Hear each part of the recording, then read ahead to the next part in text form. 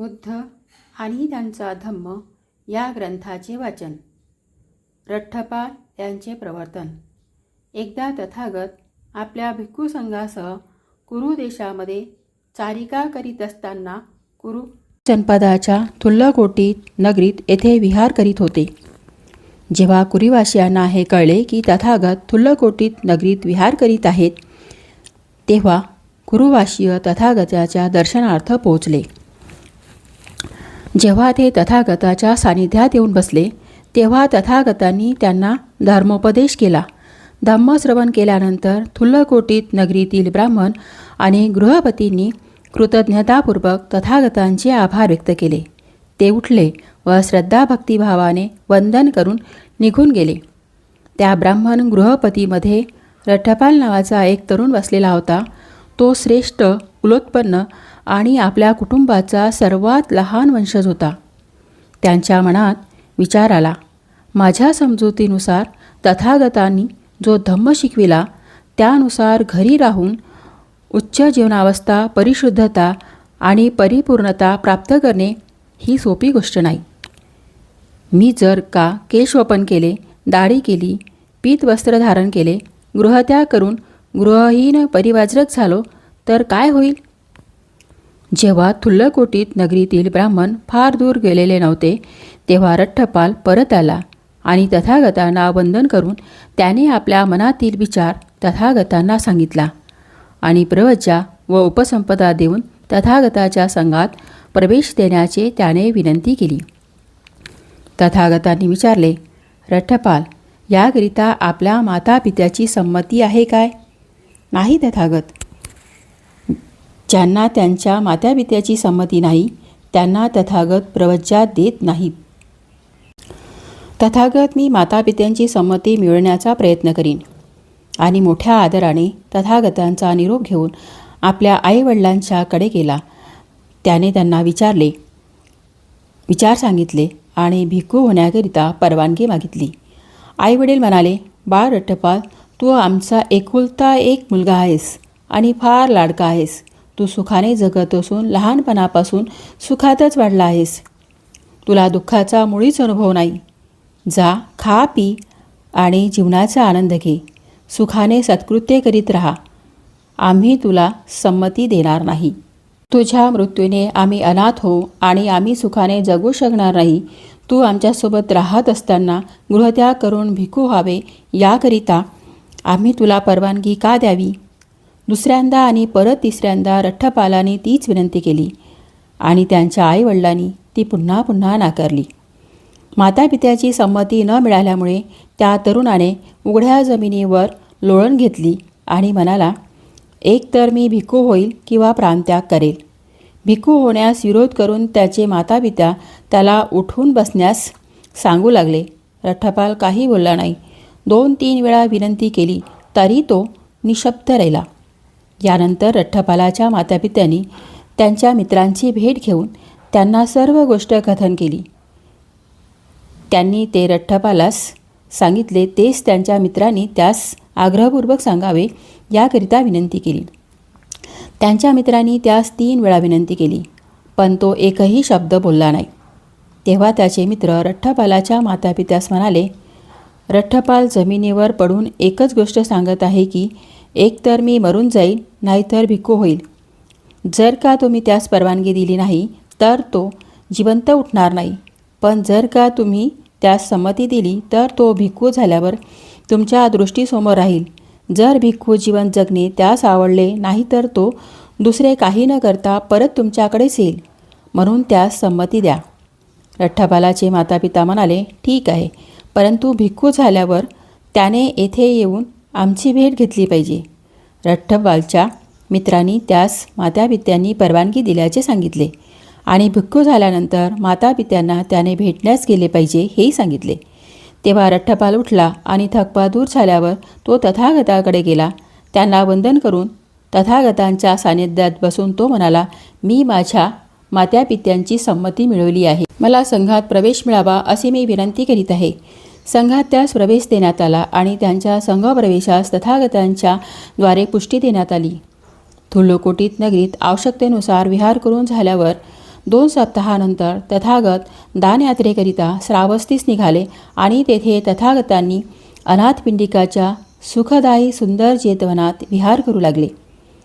ज्यांच्या शोधार्थ एखादा तरुण जेव्हा गृहत्याग करून भिक्खू जीवन स्वीकारतात, तो सर्वश्रेष्ठ जीवनाचा आदर्श रठ्ठपालने अलिप्तपणे दृढतापूर्वक निस्वार्थ कष्टमय जीवन जगल्यावर त्यांना पारितोषिकाचे पारितोषक असा सर्वश्रेष्ठतम जीवनाचा सर्वोत्कृष्ट मुकुट प्राप्त झाला. त्यानंतर रठ्ठपाल तथागताकडे गेला आणि एका बाजूस बसला. तथागतांना वंदन करून आपल्या पित्यांना भेटण्यास परवानगी मिळावी अशी त्यांनी तथागतांना विनंती केली.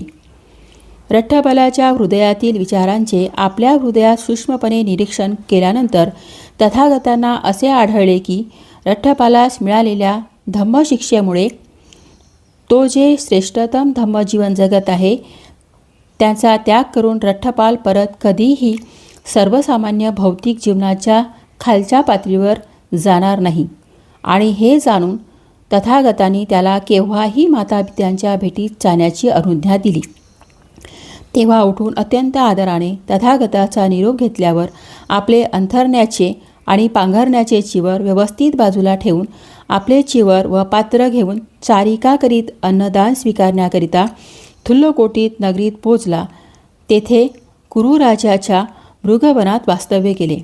दुसऱ्या दिवशी पहाटे लवकरच चिवर परिधान करून आणि अन्नपात्र घेऊन तो नगरात निघाला. कोणताही भेदाभेद न करता प्रत्येक घरी अन्नदान स्वीकारत तो आपल्याच पित्याच्या घरी पोचला. घरातील दिवाणखान्यातील मधल्या दरवाजाजवळ त्याचे वडील आपले केस विंचारीत होते. रठ्ठपालास दुरून येत असलेले पाहून म्हणाले, अशाच एका मुंडन केलेल्या संन्याशाने माझ्या एकुलत्या एक लाडक्या मुलास घरापासून बेघर केले व त्यास भिक्खू बनविले. अशा प्रकारे आपल्याच पित्याच्या घरातून रठ्ठपालास काहीच मिळाले नाही. नुसता नकार तर नाहीच, उलट शिव्या शापच मिळाले. त्याच वेळेस घरातील एक दासी आदल्या दिवशीचा शिळा भात फेकून देण्याच्या तयारीत असताना रठ्ठपाल त्या दासीस म्हणाला, भगिनी, जर का आपण ते टाकून देणार असाल तर ते माझ्या पात्रात द्या. जेव्हा दासी रठ्ठपालाच्या पात्रात शिळा भात टाकीत असताना तिने रठ्ठपालाचे हात, पाय व स्वर ओळखले आणि सरळ धावत जाऊन आपल्या मालकीनीकडे जाऊन मोठ्याने म्हणाली, मालकीनबाई, धाकले धनी परत आले आहेत. तू म्हणतेस ते खरे असेल तर तू यापुढे दासी राहणार नाहीस. रठ्ठपालांची आई म्हणाली व आपल्या लाडक्या पुत्राच्या आगमनाची बातमी आपल्या पतीला सांगण्याकरता घाईघाईने निघून गेली. कुंपणाजवळ झाडाखाली बसून रठ्ठपाल दासीने दिलेला शिळा भात खात असताना त्या ठिकाणी त्यांचे पिता आले आणि म्हणाले, प्रिय पुत्र, तू शिळा भात खात आहेस काय? आपल्या स्वतःच्या घरी का येत नाहीस? रठ्ठपालांनी उत्तर दिले, गृहपती, आम्हा गृहहीनांना घर कोणते? मी तुमच्या घरी आलो होतो, पण मला तिथे काही मिळाले नाही. नुसता नकार देखील मिळाला नाही, मात्र शिवाशाप मिळाले. प्रियपुत्रा, आपण घरात जाऊया, पित्याने पुत्रास विनंती केली. पुत्राने पित्यास उत्तर दिले, नको गृहपती, आजचे माझे भोजन मी ग्रहण केले आहे. ठीक आहे, पण पुत्रा, उद्या आपल्या घरी भोजन घेशील असे वचन दे. भिक्खू रठ्ठपालने मौन धारण करून आपली संमती दर्शविले. त्यानंतर रठ्ठपालांचे वडील घरात गेले. तेथे त्यांनी सोन्या चांदीच्या दागिन्यांनी मोहरा आणि लगडी रचून त्यावर गालिचे अंथरण्याची आज्ञा केली. भिक्खू होण्यापूर्वीच्या रठ्ठपालच्या पत्नी असलेल्या आपल्या सुनांना रठ्ठपालांना आवडत असलेल्या सर्व प्रकारचा साजशृंगार करण्यास सांगितले. रात्र संपल्यावर घरात भोजनाचे सर्वोत्तम पदार्थ तयार करून ठेवण्याची आज्ञा दिली आणि भोजनाची तयारी झाल्यावर आपल्या पुत्रास रठ्ठपालास कळविले. मध्यान्हापूर्वी चिवर परिधान करून अन्नपात्र घेऊन भिक्खू रठ्ठपाल त्यांच्याकरिता तयार केलेल्या आसनावर स्थानापन्न झाले. यानंतर त्या सोन्या रुपयाच्या राशीवरून अंथरलेले गालिचे काढण्याची आज्ञा देऊन रठ्ठपालाचे पिताजी म्हणाले, हे तुझे मातृधन आहे. हे सर्व तुझे पिता आणि पितामहा यांची संपत्ती आहे. सुखोपभोग आणि सत्कृत्ये या दोन्हीकरता भरपूर संपत्ती आहे. पुत्रा एक, ही तुझी श्रवणचर्या सोडून दे. सामान्य गृहस्थी जीवनाचा स्वीकार कर. जीवनाचा आनंद घे आणि सत्कृत्ये कर. गृहस्था, तुम्ही माझा सल्ला ऐका आणि मला या सर्व संपत्तीच्या राशी नदीत बुडवून टाका, कारण की या संपत्तीमुळे तुम्हास फक्त दुःख, शोक, संकटे, मानसिक व शारीरिक यातना यांनी फक्त क्लेशच भोगावे लागत आहेत. भिक्खू रठ्ठपालाच्या भिक्खू होण्यापूर्वीच्या पत्नी स्त्रिया रठ्ठपालाच्या पायांना मिठी मारून त्यांना विचारू लागल्या, ज्यांच्याकरिता आपण गृहत्याग केला आणि हे श्रेष्ठ जीवन जगत आहात, त्या अप्सरा आहेत तरी कशा? भिक्खू रठ्ठपाल म्हणाले, भगिनींनो, मी कोणत्याही सुंदर अप्सरांकरिता अशा प्रकारच्या भिक्खू जीवनाचा स्वीकार केलेला नाही. आपणास भगिनी म्हणून संबोधले हे ऐकून त्या स्त्रिया बेशुद्ध होऊन खाली पडल्या. भिक्खू रठ्ठपाल पित्यास म्हणाले, गृहपती, जर का आपणास भोजनदान करायचे असेल तर भोजनदान करा, परंतु कृपा करून मला त्रास देऊ नका. भोजन तयार आहे बाळ, भोजनास सुरुवात कर, पिता म्हणाला. आणि मुलाने पुरेसे भोजन करेपर्यंत त्यास सर्वोत्तम पदार्थाचे भोजन वाढले. भोजन संपल्यावर कुरू राज्याच्या मृगवनात रठ्ठपाल परतले आणि दुपारच्या भर उन्हात झाडाखाली बसले. आपण भेट देण्यास येण्यापूर्वी मृगवनाची साफसफाई करण्याची आज्ञा राजाने त्यांच्या पारध्यास दिली होती आणि तो आज्ञाधारक शिकारी आपले काम करीत असताना दुपारच्या भर उन्हात एका झाडाखाली रठ्ठपाल बसला असल्याचे त्यांनी पाहिले आणि राजाला जाऊन बातमी दिली. वनाची व्यवस्था चोख आहे, परंतु ज्यांच्याबद्दल आपण अनेकदा ऐकले आहेत असे रठ्ठपाल तेथे एका झाडाखाली बसलेले आहेत. आज मृगवनाची काळजी करण्याचे कारण नाही. राजा म्हणाला, आजच जाऊन मी त्या वंदनीय भिक्खूस भेटतो. प्रवासात भोजनाची तयारी करण्याची आज्ञा देऊन तो रथात बसला आणि नगरातून राजेशाही लवाजम्यासह मिरवणुकीने रठ्ठपाल यांना भेटण्याकरिता निघाला. रथातून जाण्याच्या मार्गापर्यंत गेल्यावर राजा रथातून उतरून आपल्या लवाजम्यासह पायी चालू लागला आणि रठ्ठपालाकडे आला. परस्परांना आलिंगन केल्यावर राजाने उभे राहूनच रठ्ठपालास एका पुष्पराशीच्या आसनावर बसण्याची विनंती केली. रठ्ठपालांनी नम्रतापूर्वक नकार देऊन म्हटले, राजन, आपल्याकरिता ते योग्य आहे. माझे आसन आहेच. आसनस्थ झाल्यावर राजा म्हणाला, मनुष्यात 4 नुकसान सहन करावे लागतात, ज्यामुळे तो आपले मुंडन करून पीतवस्त्रे धारण करतो आणि गृहत्याग करतो. त्या 4 हानी म्हणजे 1 वृद्धत्व, 2 आजारपण, 3 दारिद्र्य आणि 4 नातलगांचा मृत्यू या होत. एक फारच वयोवृद्ध म्हातारा आहे की जो वृद्धत्वाने थकलेला आहे आणि मृत्यू पथास लागलेला आहे. आपली स्थिती ओळखून अधिक संपत्ती मिळवण्यातील अडचणी किंवा मिळवलेल्या संपत्तीचा सदुपयोग करताना होणाऱ्या अडचणी तो जाणून परिवाजरक होण्याचे ठरवितो. यालाच म्हातारपणाची हानी म्हणतात. परंतु तू तर भर तारुण्यात आहेस. तुझे केस काळेभोर असून वृद्धत्वाचा त्या स्पर्शही झालेला नाही. तू रूप यौवन संपन्न असून तुला वृद्धत्वामुळे होणारे कोणतेही नुकसान झालेले नाही. मग तुला असे काय समजले आहे किंवा काय पाहिले आहेस किंवा ऐकले आहेस ज्यामुळे तू परिवाजरक झालास? एखादा रोगी किंवा अतिशय आजारी मनुष्य वेदनांनी अतिशय पीडित आहे. आपली स्थिती ओळखून अधिक संपत्ती मिळवण्यातील अडचणी किंवा मिळवलेल्या संपत्तीचा सदुपयोग करताना होणाऱ्या अडचणी तो जाणून परिवाजरक होण्याचे ठरवितो. यालाच अनारोग्याची हानी म्हणतात. परंतु तू आजारी नाहीस, यातनाही भोगीत नाहीस. तुझ्या प्रकृतीमुळे तुझी पचनशक्ती चांगली आहे आणि म्हणूनच अनारोग्यामुळे होणारे नुकसान तुझे झालेले नाही.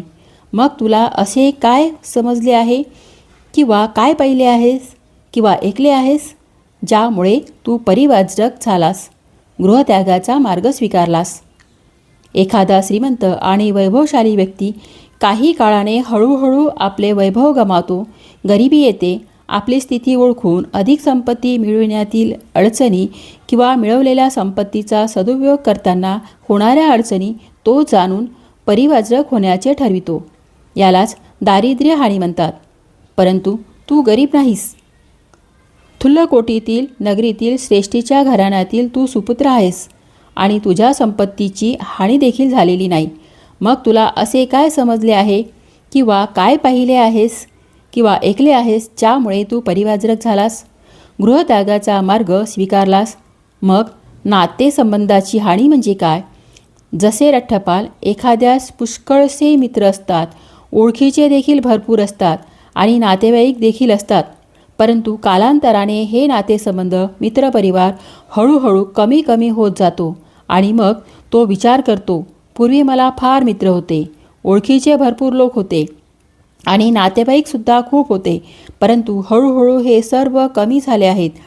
यास नातेसंबंधाची हानी म्हणतात. आपली स्थिती ओळखून अधिक संपत्ती मिळवण्यातील अडचणी किंवा मिळवलेल्या संपत्तीचा सदुपयोग करताना होणाऱ्या अडचणी तो जाणून परिवाजरक होण्याचे ठरवितो. मुंडन करतो, चिवर धारण करतो आणि गृहत्याग करून गृहहीन जीवन जगतो. मग तुला असे काय समजले आहे किंवा काय पाहिले आहेस किंवा ऐकले आहेस ज्यामुळे तू परिवाजरक झालास, गृहत्यागाचा मार्ग स्वीकारलास? नातेवाईकाच्या मृत्यूमुळे होणारी हानी तुला झालेली नाही. तुला खूप मित्र आणि नातेवाईक आहेत आणि आता कोणाचाही मृत्यू झालेला नाही. मग तुला असे काय समजले आहे किंवा काय पाहिले आहेस किंवा ऐकले आहेस ज्यामुळे तू परिवाजरक झालास, गृहत्यागाचा मार्ग स्वीकारलास? रठ्ठपाल उत्तरले, राजन, मी गृहत्याग करून प्रवचित झालो याचे कारण हे आहे की प्रज्ञावंत सम्यक संबुद्धांनी सांगितलेली 4 तत्त्वे मी समजावून घेतली आहेत, ऐकली आहेत, अनुभवली आहेत. ती 4 तत्त्वे आहेत. पहिलं, जग अनित्य असून सतत बदलत आहे. दुसरं, जगाचा रक्षणकर्ता किंवा पालनकर्ता असा कोणीही नाही. तिसरं, आपण कोणाचेही मालक नाही. मृत्यूच्या वेळेस आपण मालकी हक्क सांगितलेल्या सर्वांवरील आपले हक्क संपतात आणि सर्व येथेच सोडावे लागते. चौथं, जगात तृष्णा आणि उणिवा भरपूर आहेत आणि मनुष्य प्राणी तृष्णेचा गुलाम झाला आहे. विलक्षण, अद्भुत, खरोखरच उत्कृष्ट, राजा उद्गारला. तथागतांनी उपदेशिलेला धम्म किती सत्य आहे, खरा आहे.